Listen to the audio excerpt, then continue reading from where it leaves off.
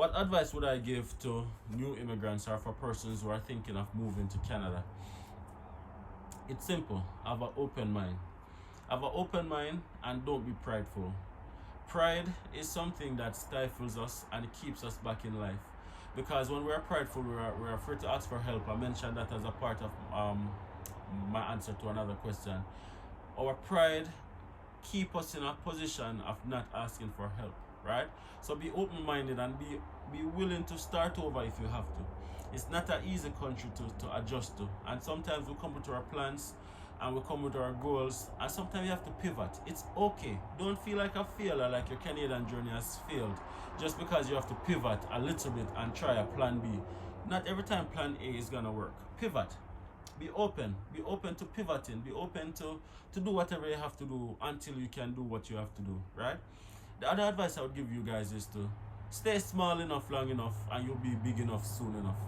Don't come to Canada and within your first year after landing you're buying all these expensive clothes and these expensive cars and these expensive furniture. Thrift store it if you have to. And this is the most honest advice you're gonna ever get, right?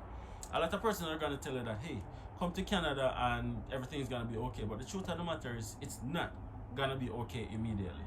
And it doesn't matter if you land with $1 million or if you land with $100. The advice is going to be the same, from me at least. Live as basic as possible for as long as possible. Don't worry about keeping up with the Joneses. Worry about yourself and your family. You're adjusting. Keep that money as long as possible, because it's not if you're gonna need it, is when you're gonna need it. I promise you guys this. So if you have to go to the thrift store to get your winter clothes and to get the first set of clothing as you start your Canadian journey, go to the thrift store.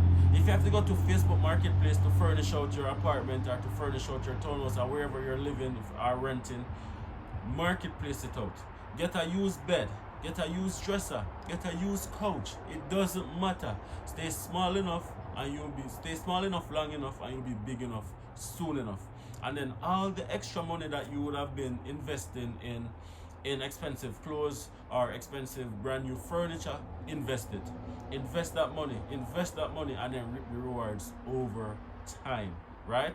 The other advice is get a used car, get a beaters.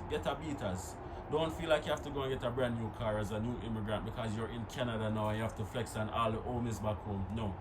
Stay small enough long enough and you'll be big enough soon enough. If you